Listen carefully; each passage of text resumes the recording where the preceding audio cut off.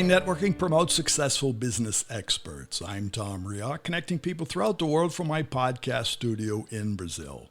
Joining us today from Dobbs, Ferry, New York, Jen Axe, speaker, leadership and embodiment coach, founder of The Power of Gesture, expert in the field of communication. So Jen, how can someone identify the form of intelligence that they possess? Thank you so much for having me.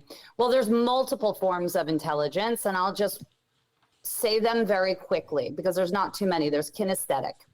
And actually within each one, I'll just give you a little bit about each one so you can try and see if you identify if something like this resonates. So kinesthetic is about body wisdom. It's someone who is able to use their body as a vehicle for change, use their body to help them process their emotions and move through life. These are like athletes and dancers, surgeons, right? If you have interpersonal intelligence, which is the intelligence that allows you to really understand others and communicate efficiently with others, someone that has empathy and compassion.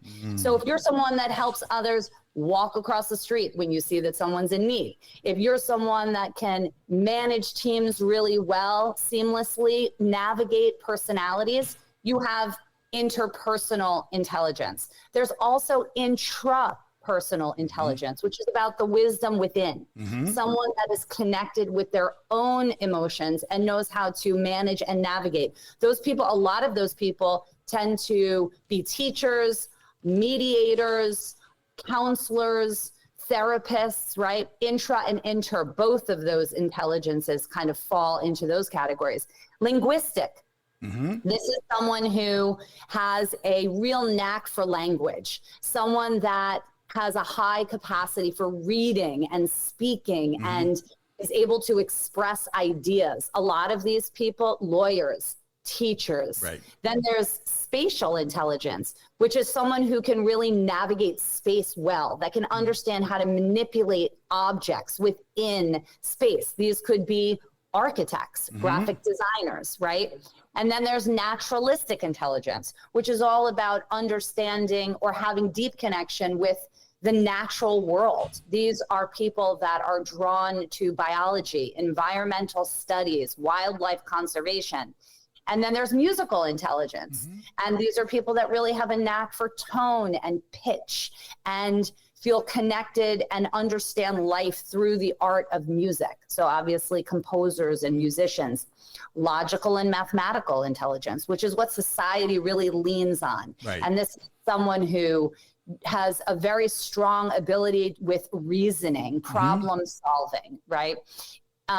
And then there's existential intelligence, which is all about sort of someone that is curious about the world, life and death, and everything in between, and it asks those larger questions and is inquisitive and has a deep understanding. And the last one is emotional intelligence. And emotional intelligence, based on Daniel Goleman's research, which is where I pull from my work, he looks at 5 different pillars for emotional intelligence. Self-awareness, someone that really has that understanding of self. Self-regulation, someone who can regulate and process their emotions easily. Motivation, someone who is motivated and passionate about life. Empathy, and like I mentioned before, someone who has empathetic and compassionate for others. And then social skills, someone that can really talk and navigate sort of conversation and social environments really well. So those are sort of the 5 pillars, and you can identify, everyone has many of these forms of intelligence. And emotional intelligence, I believe most of us have. It's just about fine tuning and raising the volume and practicing, which we can do. So that's basically what you do. You help people. I wouldn't call you up and say, hey, I'm trying to discover the intelligence that I have. No. What I would probably want to do is, how can I better what I think I have? And you help me do that. Absolutely. The 2 intelligences that I take and merge together to create my practice, which is called The Power of Gesture, is emotional intelligence, which really is a combination of interpersonal and intrapersonal.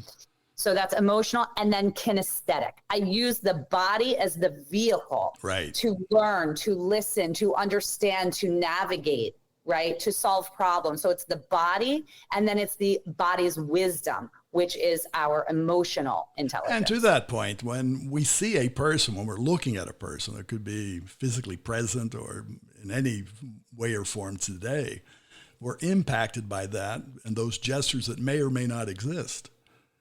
So that we start our connection that way. You say you're seeing what, you get what you see, but you have to see something to really want to get something. Yeah, absolutely. And it's interesting you say that, because I'm not necessarily teaching someone something new using the power of gesture. I'm awakening and reminding people of what they already have. No, I can see that. And what I feel from where I navigate and seeing people is that we reach a comfort zone. And when we feel comfortable, sometimes I feel people turn off their gesture part. They relax. And in presentations and intra and inter communication, generally, I don't think we have to be over relaxed. We have to show some sort of, blood circulating in our body. Yeah, well, it's also natural. If we just allow ourselves to move naturally through the world, if we allow ourselves to speak naturally, we use our hands. Gestures, we are born using our hands as part of our communication. And as life happens, we are told to get smaller, especially women. Get smaller, don't take up space, sit on your hands, depending on what culture you're raised in. And it's amazing, because this awakening and this reminding gives people permission to use their full body to express themselves when they are leading, when they are speaking, when they are having conversation.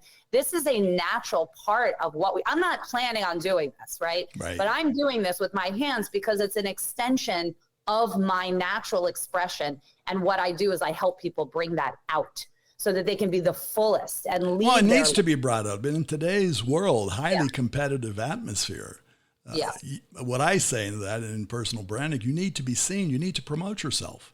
That's right. It's not standing in the corner that works anymore.